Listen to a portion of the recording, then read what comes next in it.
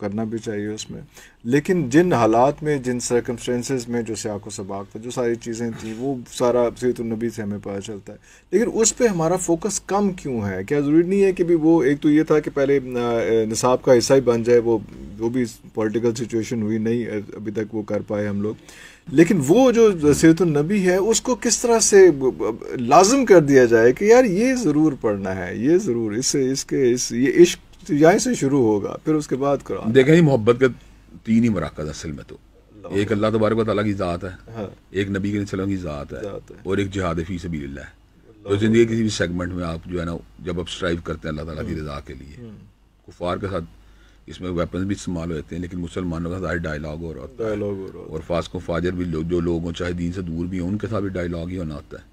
تو میں یہ بات سمجھتا ہوں، ایک آپ کو اس لگن ہوتی ہے اپنے مشن کے ساتھ، ایک وابستگی، اور اللہ اور رسول سے جو آپ کی محبت ہوتی ہے وہ ایک لازوال محبت ہونی چاہیے. بلکہ میں آپ کو چھوٹا اس میں ایک چیز ہے، پوائنٹ جو ہے نا، شاید آپ نے یعنی کم اس کو لوگ جو ہے نا فوکس میں لے کے آتے ہیں. میں آج ایک پوائنٹ آپ سے ڈسکس کرنا چاہتا ہوں. وہ یہ محبت دو طرح کی ہوتی ہے، ایک حلال، ایک حرام. حلال محبت والدین سے ہوتی ہے، آپ کے معاش سے ہوتی ہے، آپ کے روزگار سے ہوتی ہے، آپ کی چیزوں سے ہوتی ہے، آپ کی گاڑی سے ہوتی ہے، آپ کی یعنی کہ فیملی سے ہوتی ہے، جو آپ کا معاملات، جو آپ کی معمولات ہیں ان سے ہوتی ہے. ایک حرام محبت ہے جو غیر عورت سے ہوتی ہے، جو بت قدے سے ہوتی ہے، جو کمار سے ہوتی ہے، جوئے سے ہوتی ہے، رزق حرام سے ہوتی ہے. حرام تو بالکل حرام ہے نا، وہ تو بالکل حرام. جو حلال محبت ہے نا، اگر وہ بھی اللہ رسول سے تجاوز کرے وہ بھی حرام ہے. یہ اللہ نے قرآن میں کہا کل ان کان آباؤکم وابناؤکم، وہ تجاوز کر جاتی ہے، اگر اللہ رسول کی محبت تجاوز کر جائے تو وہ بھی حرام ہے. تو وہ بھی حرام ہے. تو میں یہ بات سمجھتا ہوں، یہ ہماری جو اصل میں کافی سارے معاملات کی جڑ ہے وہ یہ ہے کہ ہماری محبتوں کا جو ہے نا مرکز ٹھیک نہیں.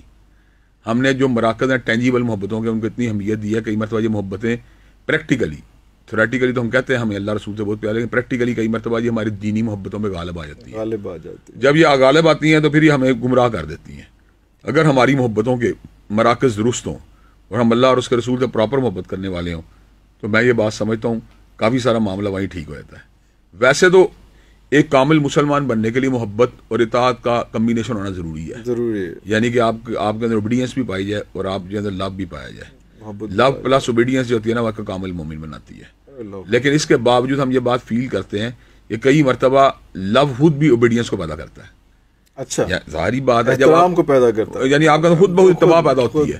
جب آپ کسی کو جب اتنا محبت کرتے ہیں کہ آپ اس کے ذریعے سوچتے ہی رہتے ہیں، تو پھر آپ اس کے اپنے رنگ میں ڈالنے کی اپنے آپ کو کوشش کرتے ہیں. کوئی کرتے ہیں میں اس کے رنگ میں ڈلوں. تو میں یہ سمجھتا ہوں محبت اور یہ جب بنتی ہے، یعنی آپس میں ملتی ہے، دونوں اطاعت ملتی ہے، تو پھر ایک پرفیکٹ مومن جو ہے نا وہ سامنے ابھرتا ہے. نہ حالی اوبیڈینس جو ہے آپ کو پار لگا سکتی ہے لو کے بغیر، نہ حالی لو جو آپ کے اس درجے پہ کام آ سکتا ہے اوبیڈینس کے بغیر. اچھا، میں آپ کو چھوٹی بات آتا ہوں. یہ جو منافقین تھے، مثال دے رہا ہوں، اپیرنٹلی تو اوبیڈینٹ تھے لیکن ان کے دل میں محبت نہیں تھی. اس طرح کئی ایسے لوگ تھے زمانہ جاہلیت میں جو مسلمان تو نہیں ہوئے لیکن نبی صلی اللہ علیہ وسلم کی چاہت رکھتے تھے. لیکن وہ جو چاہت رکھنے کے باوجود جب ان کے اندر ایمان کا دائیا پیدا نہیں ہوا تو وہ کامیاب نہیں ہو سکے. اور اس کے بد مقابل وہ لوگ جو منافق تھے، جو اوبیڈینس کا اظہار تو کرتے تھے لیکن محبت دل میں نہیں تھی، وہ بھی کامیاب نہیں ہو سکے. تو کامیاب کون ہوئے؟ حضرت ابوبکر صدیق، حضرت عمر فاروق، حضرت عثمان، حضرت علی المرتضیٰ رضوان اللہ علیہ مجمعین، اس لیے کہ ان کے محبت بھی تھی اور اوبیڈینس بھی. بالکل صحیح.